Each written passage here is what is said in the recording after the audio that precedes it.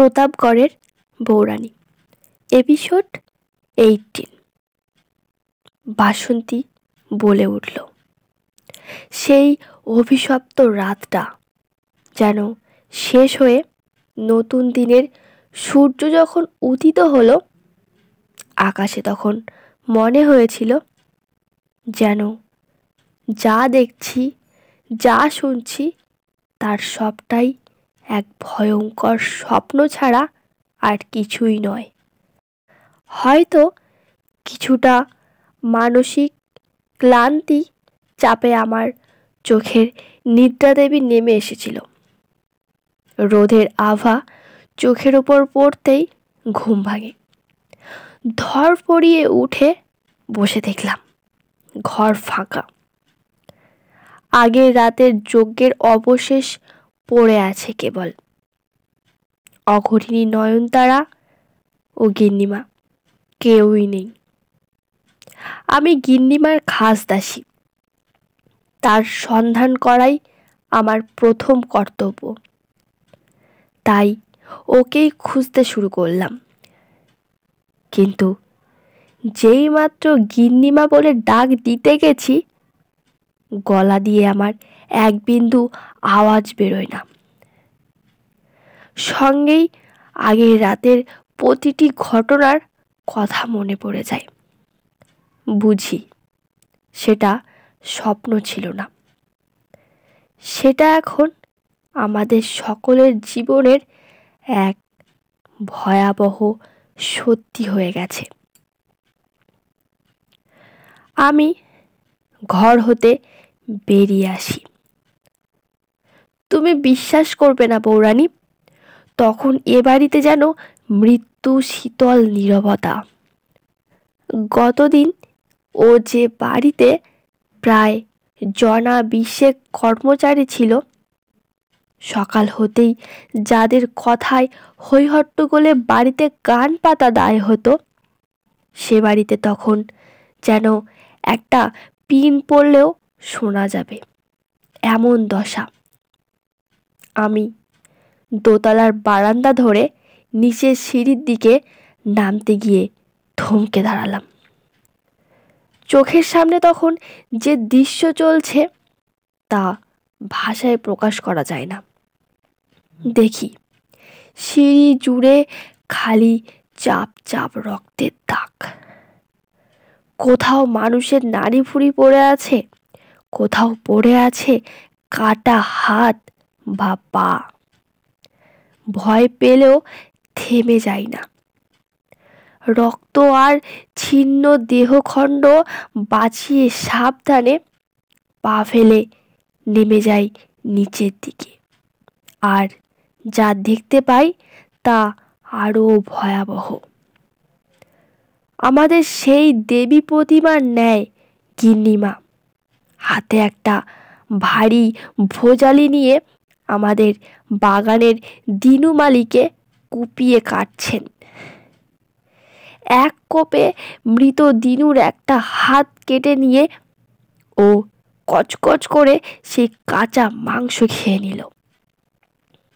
অদূরে ওই শয়তানি নয়নতারা দাঁড়িয়ে এক দৃষ্টিতে সেই নরকীয় দৃশ্য দেখছে। আমি আওয়াজ না করলেও ও আমার উপস্থিতি ঠিক টের পেয়ে যায়। আমার দিকে না ফিরিয়েই বলে ওঠে, বাসন্তী, তোদের গিন্নিমা পোয়াতি, ওর এখন খিদে একটু বেশিই পাবে। তবে ভাবিস না, জনা দিনেক দেহ একবারে খেয়ে নিয়েছে, আর বাকিগুলোকে মাটির নিচের চোর কুটুরিতে আটকে রেখেছি। খালি ওর যখন খাওয়ার সময় হবে তখন ওখান থেকে 2-3টেকে বার করে নিয়ে আসিস। একটু থেমে অঘরিণী আবার বলল, ভাবছিস গিন্নিমায়ের কি হয়েছে? কাঁচা নরমাংস কেন খাচ্ছে সে? আরে ও তো এখন এই খাবে। ওর শরীরে যে বাড়ছে সে তো এছাড়া অন্য কিছু যে খেতে পারে না। তাই তোদের গিন্নিমাকেও যে এই খেতে হবে। ভয়ে আমার গলা শুকিয়ে উঠেছিল বউরানী, কিন্তু পালাতে পারিনি এখান থেকে।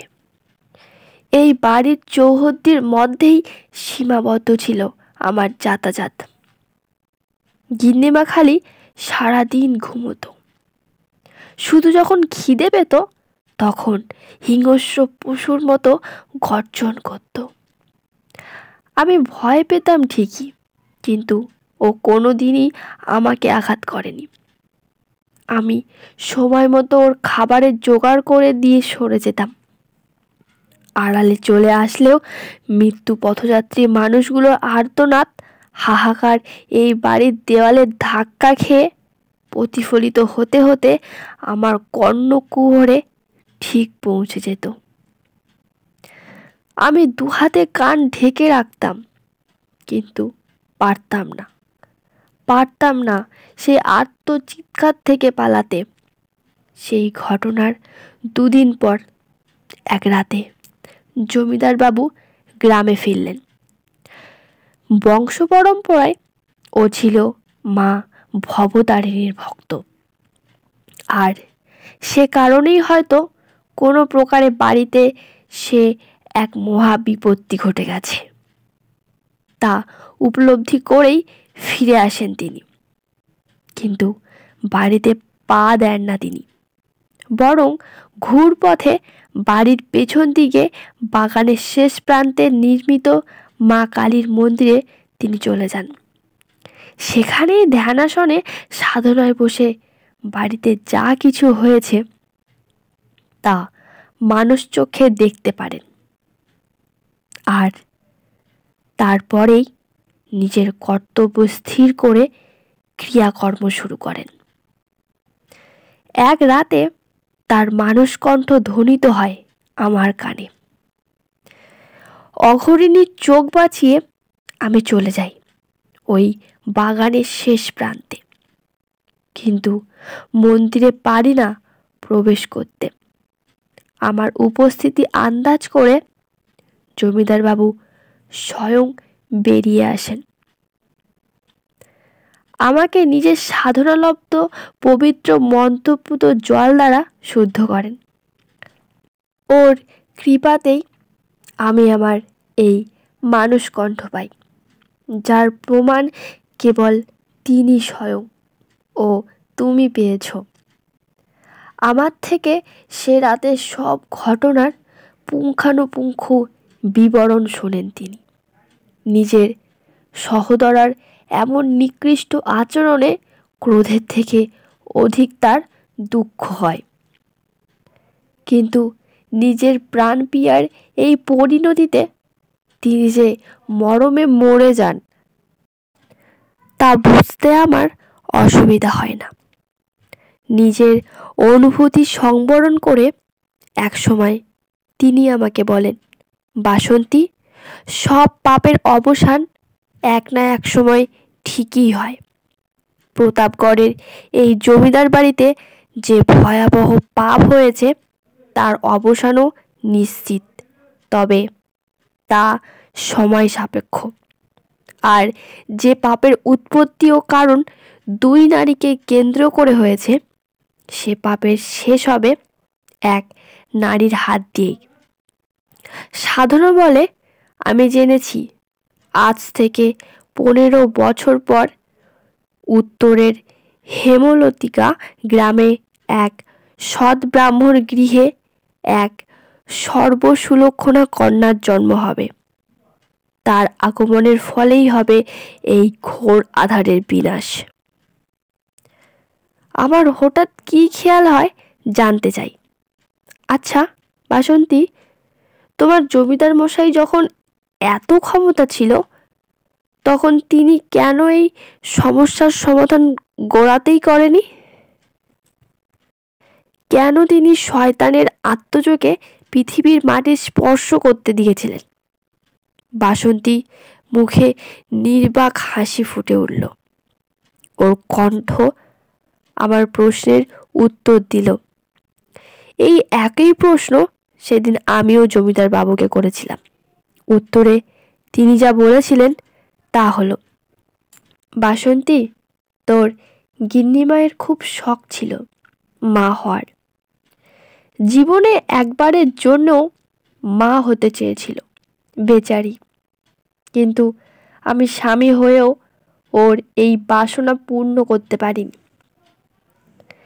তাই ওই কুকর্মের পথ বেছে নিয়েছে। ওর পথ হয়তো খারাপ, কিন্তু ওর ইচ্ছেটাতে তো আর কোনো পাপ নেই। ওর ওই বাসনা যদি পূরণ হয়, তবে তাকে নষ্ট করার অধিকার আমার নেই। আর এক অনাগত শিশু, সে হলোই বা শয়তানের সন্তান, নরকের রাজপুত্র, তবুও সে শিশু। তাকে এভাবে শেষ করতে আমি পারি না। সে পৃথিবীতে আসুক, কিন্তু তাকে আমি পরিপূর্ণ শয়তান হতে দেব না। আমি তাকে এক উপায় জানি, যা দিয়ে তাকে একটা নির্দিষ্ট সময় পর্যন্ত বেঁধে রাখা যাবে। কিন্তু যদি নয়নতারা নিজের অভীষ্ট পর্যন্ত পৌঁছে যায়, তবে আমার আর উপায় থাকবে না। আমার পরবর্তী প্রজন্ম অভিশপ্ত হয়ে উঠবে। এই পৃথিবী আর এই পৃথিবীর জীবকুলের জন্য তার প্রতি পদক্ষেপ এই ধরনীর জ্বলন্ত নরকে পরিণত হবে। তাই যত শীঘ্র সম্ভব সেই কন্যার আগমনের পথ প্রশস্ত করতে হবে। আমি মাঝপথে থামিয়ে দিলাম বাসন্তীকে। আচ্ছা বাসন্তী, তোমার জমিদার মশাই যে কন্যার কথা বলে গেছেন, আমিই কি সেই? জবাব পেলাম, হ্যাঁ বৌরানী, তুমিই সেই। কিছুক্ষণের জন্য স্তব্ধ হয়ে গেলাম, কিন্তু তারপরেই হঠাৎ সেদিন মন্দিরে বসে যে দৃশ্য চোখের সামনে ভাসমান অবস্থায় দেখেছিলাম, তা মনে পড়ল। আমি বর্তমানে ফিরে আসলাম। জানতে চাইলাম, আর কি বলেছিলেন আমার শ্বশুরমশাই তোমাকে? বাসন্তীর কণ্ঠ বলে উঠল। জমিদার বাবু আরও বলেন, গিন্নিমায়ের সন্তান গর্ভধারণের ঠিক 3 মাস পরেই ভূমিষ্ঠ হবে। তিনি বলেন, ঠিক 3 মাস পরে চৈত্রের এক ঘোর অমাবস্যায় নরকের দ্বার উন্মুক্ত হবে, আর শয়তান পুত্র পৃথিবীতে আসবে। সেই দিনই জমিদার বাবু এই বাড়ি বেঁধে দেবেন, আর তন্ত্রশক্তির দ্বার সেই সদ্যজাতকে শক্তি হ্রাস করবেন। তিনি খালি আমাকে ওই 3 মাস আমাকে সতর্ক থাকতে বলে দেন, আর বলেন, এই বাড়িতে যা কিছু প্রত্যাহ ঘটছে তার সব তথ্য যেন আমি তাকে দেই।